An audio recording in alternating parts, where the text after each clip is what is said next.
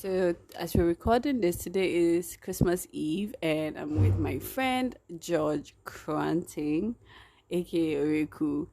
And it's a crazy thing. I'm just gonna give you the fast forward version of the story. He had posted a picture. He's a photojournalist. First off, he had posted a picture on his status. I hit him up like, "Yo, I wanna go on these photojournalism thing or storytelling thing. So whenever you're going, hit me up." He's like, "Oh, he's trying to go this weekend." I'm like, "Okay, count me in." And just out of the whim, we are here in Takrade recording this episode and doing some amazing things, meeting so many people, meeting, creators, and yeah, celebrating the Masquerade Festival right here in Takrade. So it's really exciting. We came on Christmas Eve because we wanted to see some of the behind the scenes and preparations for the Masquerade Festival. So I'm gonna add his Instagram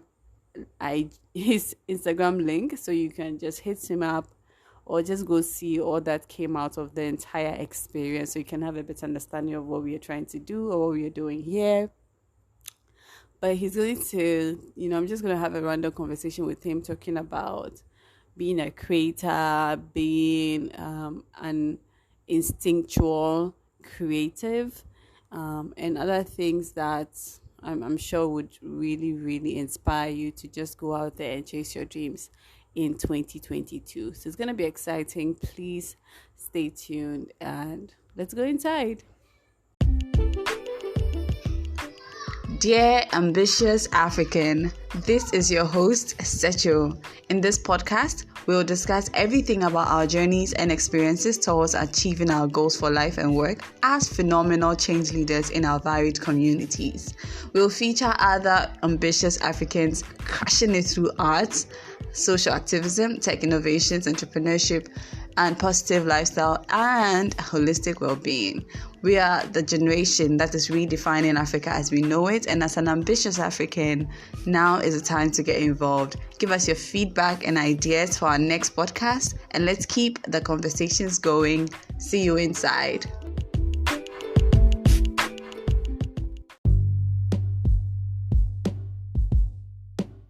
So what made you decide on Takrade?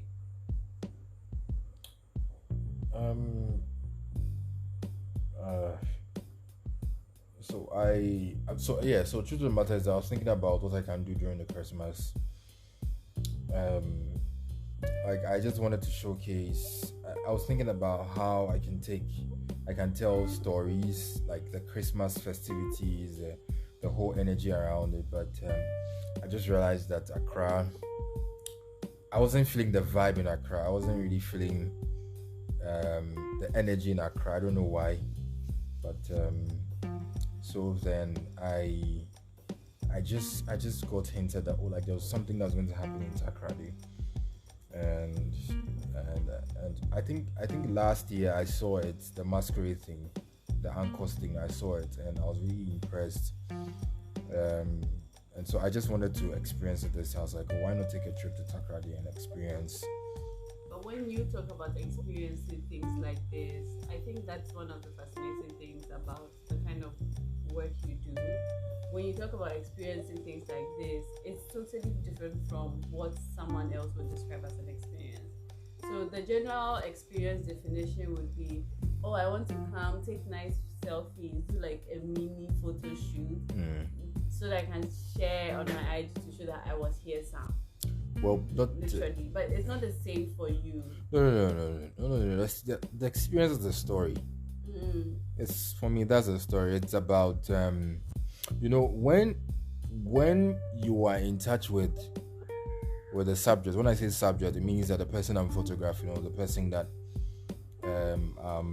basically I'm photographing, allows me to photograph. I become the first-hand experience. You at the other end becomes second-hand. You might not be able to feel what I feel when I was with the person. So what I try to do is communicate that thing through pictures, because then that's what storytelling is about, making people feel what the person feels in the picture. So if the person is happy, people should feel like, oh, like, yeah, like this person's happy. I can feel the emotions in the photograph. I can feel it. I can literally feel. I can feel that I was there in person. I can feel the person smiling. I can feel the person being sad. I can see it in the pictures, and that's the most important thing. So it's about the stories. It's about understanding that they are different, they're diverse people. Your own small space is not the entire world. Like, there's so much to discover, and it's about learning too as well, because coming here you get to learn, meet new people, you get to learn, you get to see different perspectives, and that adds to your experience, and that makes you see life very different. So for me, that's what the experience is about. It's about the story, it's about why people do what they do, and it's about getting interesting pictures that can communicate all these things. So yours is to, when you say you are like to experience this place, you are here to capture real life stories. I'm here to capture the experience. Mm-hmm. So I'm not here to capture people. Mm-hmm. That's the difference. I'm here to capture experience. And so, because people, streets, I can just be on the street and take pictures of people. But you want to capture experience.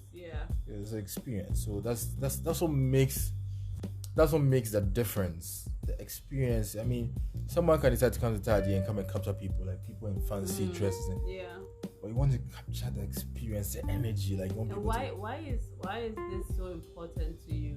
Because you've done it for a minute, right? Why? Because you could have done any form of photography.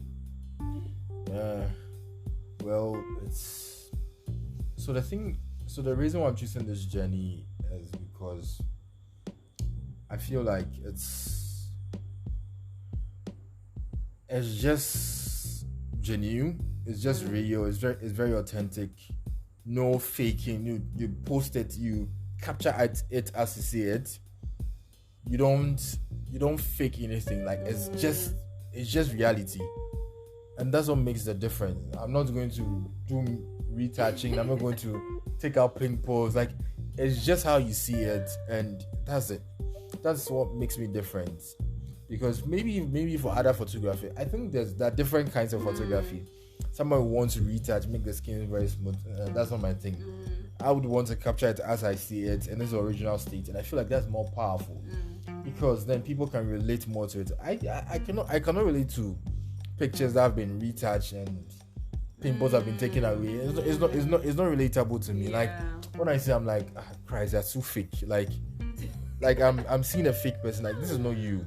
No, because even I've been there before where someone took a picture of me and the person edited it and I was like, Christ. I found it very difficult posting it. I always like my pictures to be very raw. Like, everything should be there. It should be there because this is me. I want you to see me in real life, and then, like, I saw you in picture. So what do you think that says about I mean, somebody would argue that, I mean, this is definitely my face, this is definitely my experience, but in terms of putting, sharing that with the world, I'd want it to come at least prepped up. Well, I know people are going to bash me for this, but I just say that people need to feel confident in who they are, like, in their own body, in their own skin. Who are you trying to impress? I don't know who you're trying to impress, but people, that's what I'm saying. And it's about perspective and how you want people to see you. And that's the thing about art. Art is about perspective. So if I don't want my pictures to be retouched or my face to be made smooth, and someone wants his or her face to be made smooth, like, that's not my problem. But the thing is about perspective. Once you put it in the public space, you open it for people to judge. But would you research someone's picture if they said they want? I'll never do that. In fact, I've had experiences where there was no agreement, but people expected me to, like, retouch. Because that's what we are used to. Yeah. That's what people are used to, but I feel like it's a thing that I wouldn't want to. I want it to be a principle, and I want it to be what makes me different from other people, because then if everybody's retouching, George, I want people to say, George, George is different. Like George, like if you want George to photograph you, then come look good as you are in yourself, and let's just take the picture. Not you thinking too many. Like I have to, like yeah, oh like there's a scar here. Like yeah, no, I don't want people to be thinking too much about how they look when I'm taking pictures of them. I want you to come as yourself. If you want to do makeup, I don't have a problem. Just come as you are. But just that the representation or the output of the photograph or the output of whatever you are doing is going to be the exact same person you are seeing, or the same person that you came is the same person you're going to see in photograph. There's nothing going to be exceptional. It's just you in the photograph, and that ends it. So for me, I'm sorry, but I'm never, and a lot of people will say that then I'm going to lose a lot of people, because then the majority of people would want their faces to be retouched. They want to. Well, I'm not in for the masses. That's the truth of the matter. I'm just in for the selected people, and I want people to believe in what I do, and I don't want to follow the masses. So if you believe in what I do, then I guess that works for me. I can't be following the masses. I just want to be different. So what are some of the things you have covered so far in your storytelling? What are some of the issues?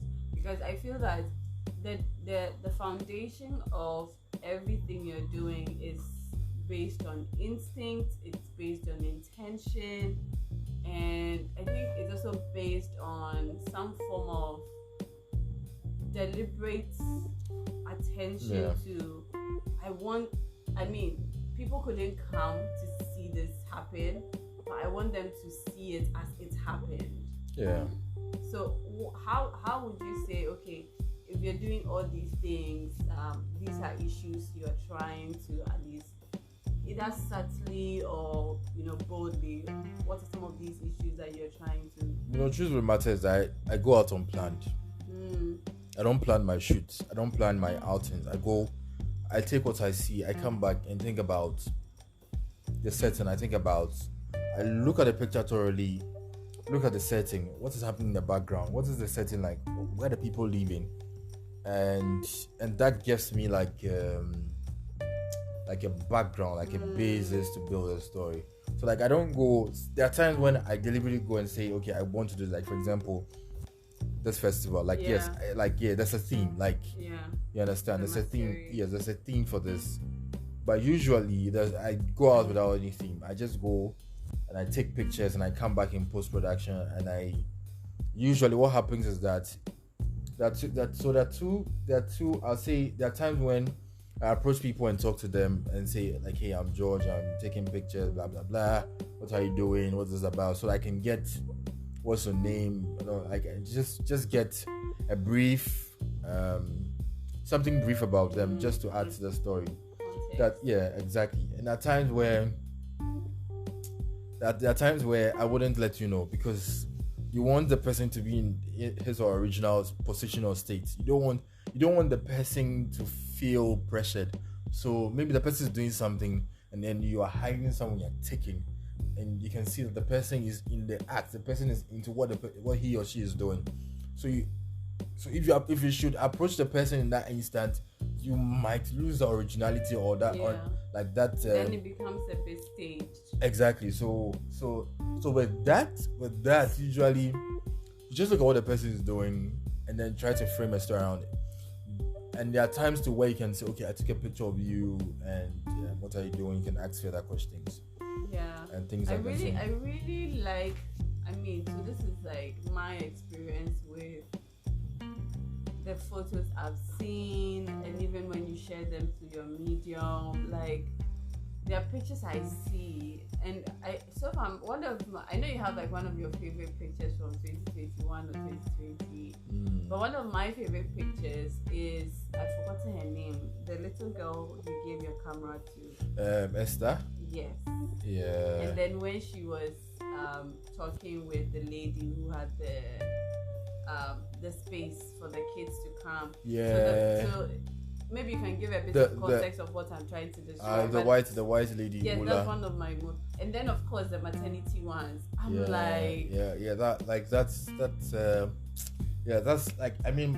That's special to me. Like those ones, I feel like they're very rare. Maternal or maternity photography is it's something that I'm also passionate about. It's you see, I always want to capture things that are just different, like things that when people see, like ish, like it's like wow. People say wow, that kind of thing. And I think maternity is one of them. Is one of the things that people. It's one of the special moments in a woman's life, and so capturing it makes people see the beauty in it. Makes people see how glorious it is. Sometimes makes people want to even experience what they're experiencing, because no, even me sometimes behind the camera, I would wish I was experiencing what the feeling of having a live person inside of you is crazy. God. Like it's like you like I'm a woman, but I can't even try. No. But I mean I've thought about like life carrying life. That's crazy. Like a live person carrying a live person. That's supernatural. That's mysterious, and it could be only the big G up there that could. So would you say we are literally missing out on some of the most powerful stories in our everyday lives? Yes, because we don't have a lot of photographers. Not necessarily, because we don't watch.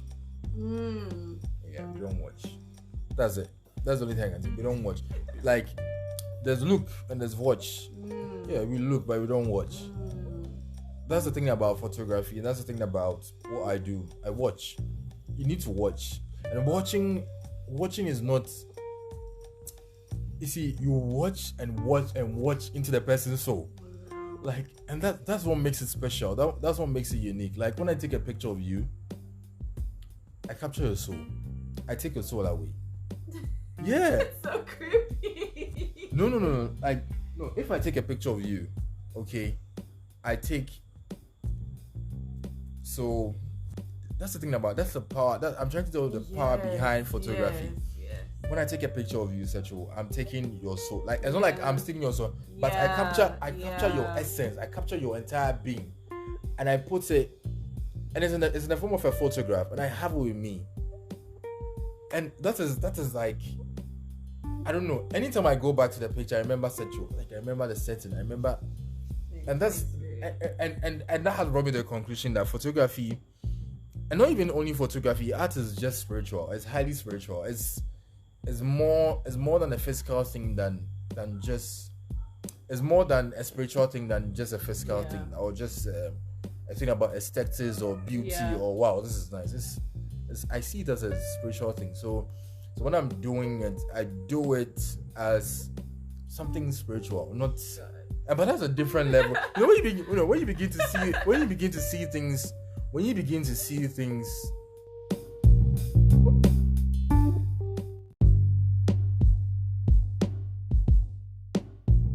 Because it takes one of the spirits to understand what happens in the spirit. Because sometimes you can be on the shoot and be taking pictures, and people will be like, "Hey, this guy, what's he doing? Like, are you crazy? Like, you're bending down, you're lying on the floor." I think people don't get it. People don't get it. But for me, this act is more of a spiritual art than a physical art. Yeah, and so I'll just say that most of the pictures I have are people's souls. Like, I have. That's creepy, that's not creepy, but that's amazing. Like, I'm having people's essence, people's. It's like how we crave so hard that people get to understand us. Like in the depth of our hearts, in the depth of our souls, we really want to be seen, we really want to be known, and then you are really attempting to capture that in a photograph. So I tell people that I don't capture people.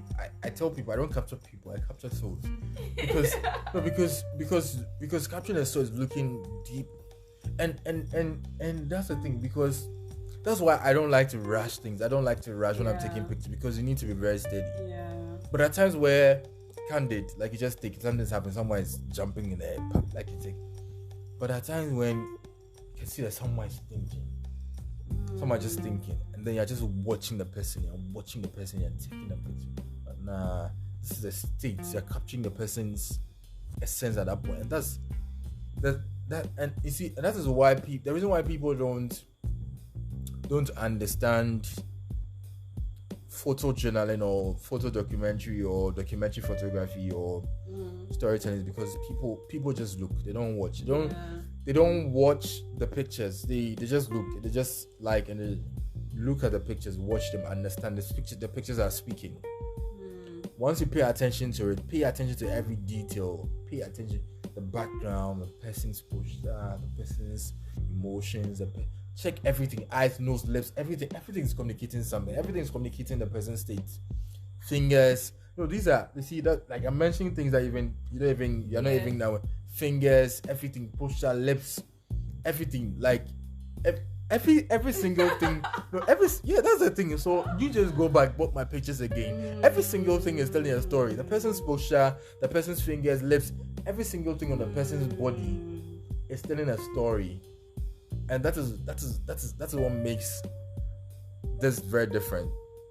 Dress tells a story, hair will tell a story, earring, whatever, like everything is in the picture. Background, the house in the background is telling a story. It's telling a story of the setting, the environment, the atmosphere. Is it dark? Is it day? Like everything is telling a story.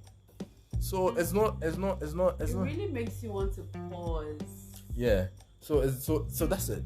That's a difference. See, so you have people who take pictures and the people who take pictures. People take pictures and we will just zoom. We only pause to zoom and like, oh, it's looking nice. But double tap and then move on. Yes, I realize that art is about understanding. Yeah. In general, not limited to photography. Art is about it's deep. It's not just aesthetic. Oh, this is beautiful. It's deeper than that. So if you should make time and understand what is happening in the entire piece or in the entire piece, then I'm sure that's what the essence is. The essence is not in the beauty.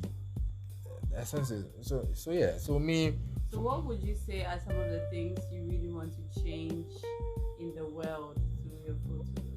Well, I have crazy ambitions. I want to go to Afghanistan. I want to go to Iraq. I don't know why I want to go there, but because I just feel like that is where I can. I just want to. What's the word, Graham?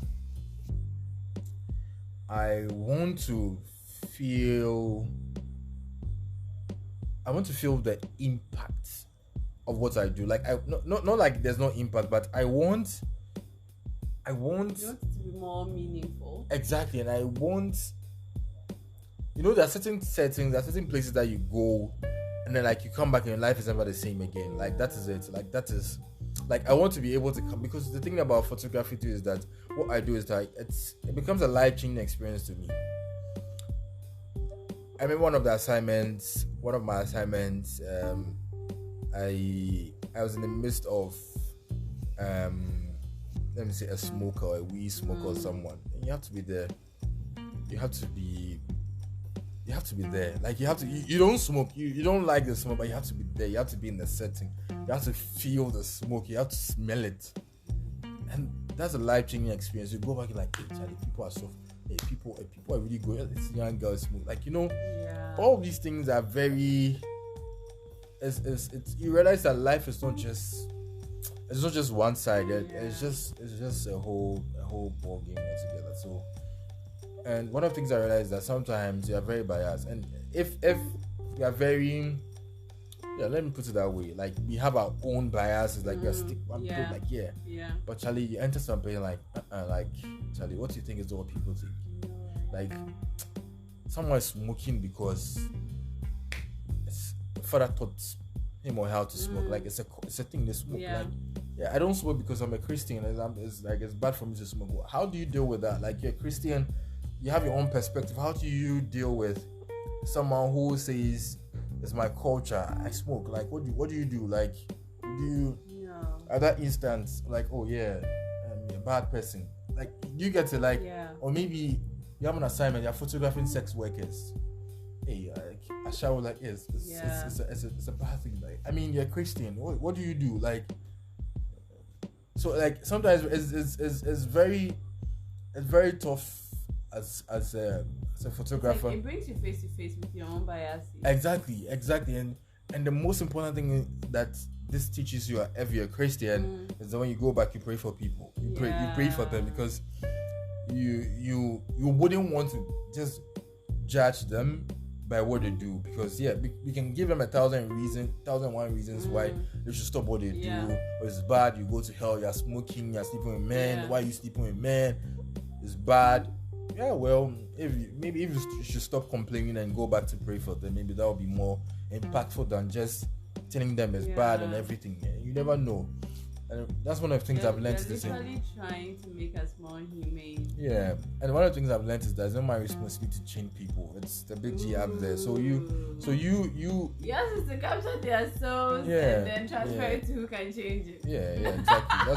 that's the most important thing, because it's oh my God. Because as human beings, we always want people to change. We want people to be the way. We want people to experience what we experience, but life doesn't happen like you can't force people to change, but prayer can change people. So I think so we didn't allow you to introduce yourself. I want you to introduce yourself. My name is your name, where you work. Where I work. Okay, my name is George Cranting, or George Kimi Cranting Danso. I'm an artist. I work everywhere. Yes, I work everywhere. I fit everywhere. But basically, what you find me majorly doing is telling stories with photographs, and that is what I do for now. Because I never know what will happen next day. Maybe I can change. I can decide to go into film. I just think that's the thing about art. The more you grow, the more you discover, and you want to try new things, and stuff like that. So that's me. That's just me. Yeah, except you want to know more. Well, I'm sure people can just go to your IG to see. My IG there, you won't find me. Then you should send us to a place we can find out more. Because social media does not. It defines. It gives a representation of who I am, but maybe like in person, I may be different. Or I may be, because I've had people thinking that I'm like 30, I'm like some grown up. Are you gonna tell us your age? I'm a small boy. I'm a small boy. I'm not grown, Charlie. I'm not coming. So I want us to bring our listener to why we are here in Takrade. And just for context, you didn't know you were going to be in Takrade 2 weeks ago. Nah. This thing there, it was when was it Monday or Sunday or so? And today is Friday. Yeah. That you decided that you're gonna come to Takrade. Yeah. And then here we are. What story are you looking to tell? A record though. What does that even mean? A record is going on. So I'm just trying to tell people that hey, like it's really popping here. Charlie, I don't even. And this is my first time in Takrade, and Charlie, that before crew. Hi, Charlie. So what have you been so far? I didn't. Charlie, the young people, yeah, Charlie. On another level, I cry. You people forget, Charlie. You people are joking. Who's actually Accra listeners? Why? But yeah, from Accra, and like people from all over the world. Yes, exactly. But I'm saying that. Well, I've been in Accra all my life, and so like I'm just talking based on my setting because being Charlie, things I've seen in town, patch.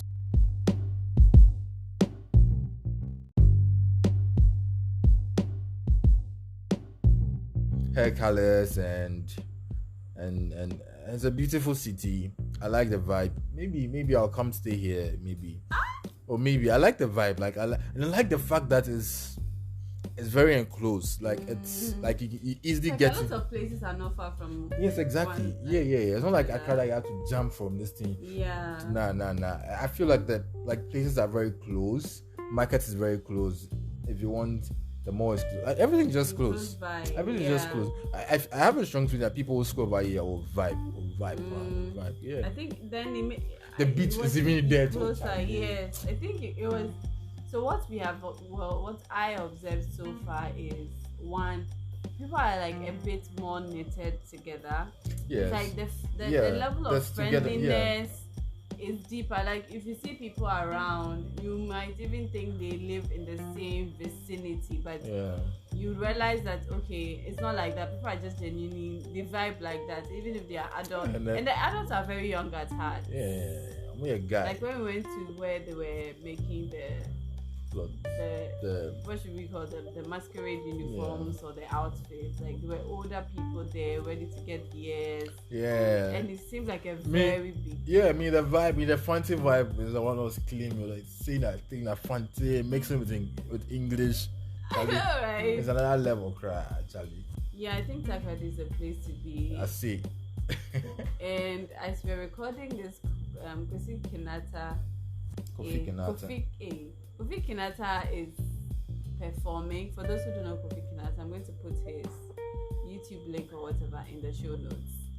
He's having like a show not so made far in from Tadi. here, made in Tadi, and we couldn't be there because we know that this is Ghana.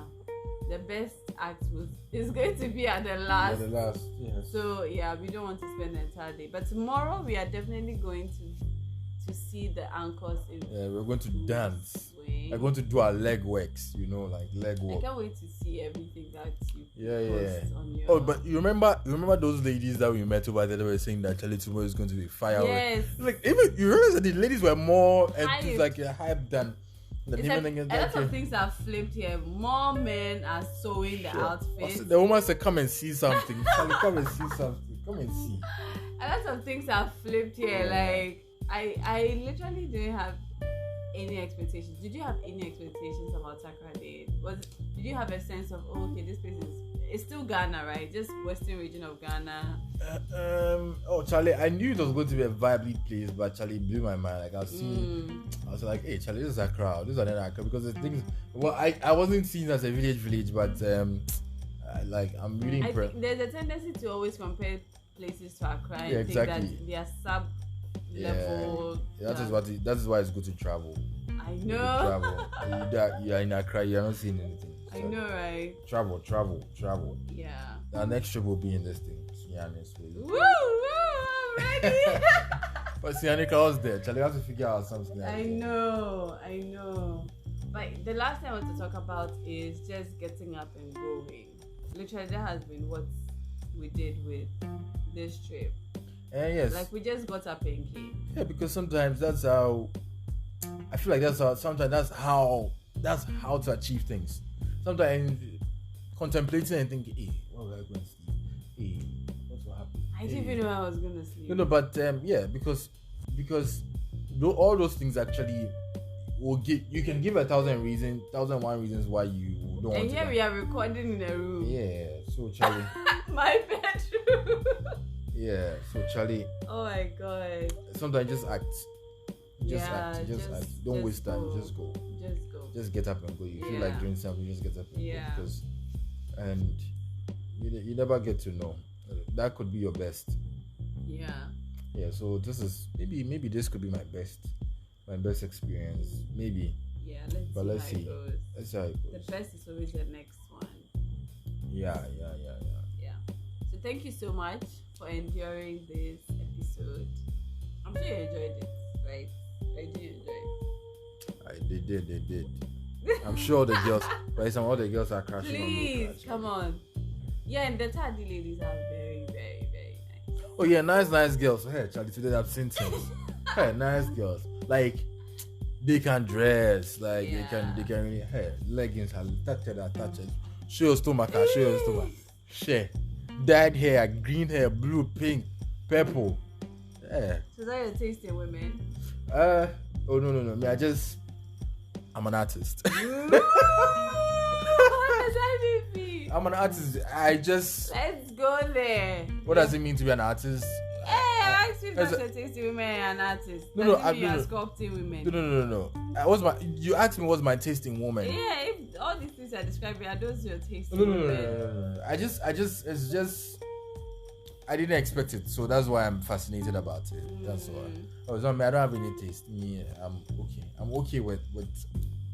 You're an artist. I'm an artist. It's all about perspective. Exactly. Yes. Thank you so much for being on the show today. I hope you enjoyed it. I'll see you in the next one. Bye, guys.